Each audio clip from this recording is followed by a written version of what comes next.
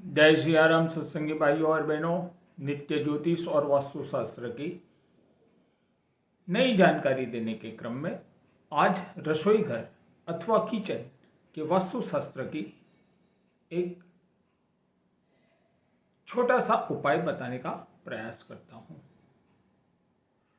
रसोई घर या किचन सामान्य रूप से हम सभी व्यक्ति को पता है कि अग्निकोण में रसोई घर होना चाहिए। पूर्व और दक्षिण दिशा के मध्य का जो कोना होता है उसे अग्निकोण कहते हैं। अग्निकोण में होना चाहिए, पर हर एक व्यक्ति के साथ यह संभव नहीं हो पाता है। अन्य अग्निकोण के सिवाय कई बार देखा गया है और कोई दिशा या और कोई कोने में रसोई घर या किचन रहता है। यहाँ पर एक स्पष्टता करना चाहूँगा। मेरे मत अनुसार यदि भवन, दुकान, ऑफिस, फैक्ट्री या अस्पताल किसी भी प्रकार की आपकी मिलकत है जो 100% वास्तुशास्त्र के अनुसार नहीं भी है, तो वास्तुशास्त्र का संबंध व्यक्ति की शारीरिक और मानसिक शक्ति को प्रभावित करता है। कहने का तात्पर्य सिर्फ इतना ही है कि कोई भी प्रकार की मिलकत यदि वास्तुशास्त्र अनुसार नहीं होगी, एक सीधी बात है कि हर एक व्यक्ति के साथ समाज के अंदर ऐसा जरूरी तो नहीं है कि जो भी मिलकत खरीदते हैं वो संपूर्ण वास्तुशास्त्र के अनुसार ही बनी हो।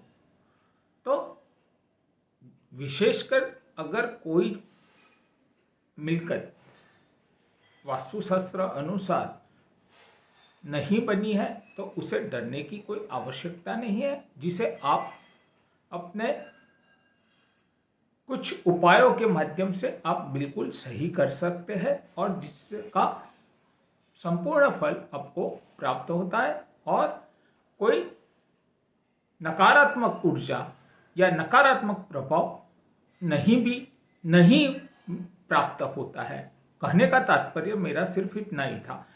बात करते हैं रसोई घर यदि अग्निकोण में नहीं है और अग्निकोण में न होने के कारण घर के अंदर कई प्रकार की समस्या होती है। विशेषकर परिवार के अंदर रह रहे सभी सदस्य अथवा तो सभ्यों के बीच एक मनमुटाव रहता है। घर के अंदर कलह का वातावरण बना रहता है और विशेषकर कोई शुभ अवसर पर घर के अंदर कलह अवश्य होता है और जिससे घर की शांति डगमगा जाती है और घर के परिवार के सभ्यों के मध्य वैमनस्य ज़्यादा उत्पन्न होने लग जाता है।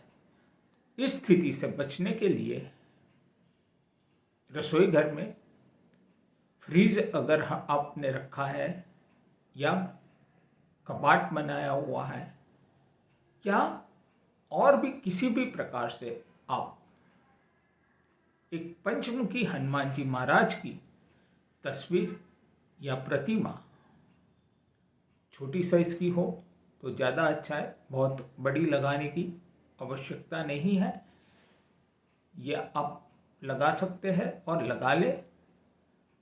कोई भी दिशा या कोई भी कोने की तरफ उनका मुखमंडल रहता है, उसे कोई ज़्यादा अंतर नहीं पड़ता है।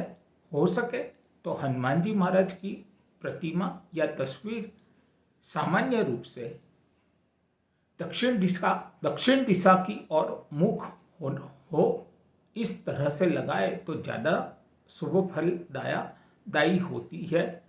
पर यहाँ पर यदि आपका रसोई घर में इस प्रकार की व्यवस्था नहीं है तो कहने का मेरा अर्थ इतना ही है कि आप कहीं पर भी एक पंचमुखी हनुमान जी महाराज की सिर्फ तस्वीर या प्रतिमा लगा ले और सच्चे मन से हनुमान जी महाराज को प्रार्थना करें कि प्रभु हमारे घर में यह जो कलह का वातावरण बना हुआ है वह कलह समाप्त हो। विश्वास कीजिए मित्रों, यह इतना एक बेहद ही छोटा सा उपाय है, पर आप खुद अनुभव करेंगे कि आपके घर में शांति का अनुभव होना शुरू हो जाता है। आशा करता हूँ आपको यह जानकारी उपयोगी साबित हो। धन्यवाद। जय श्री राम।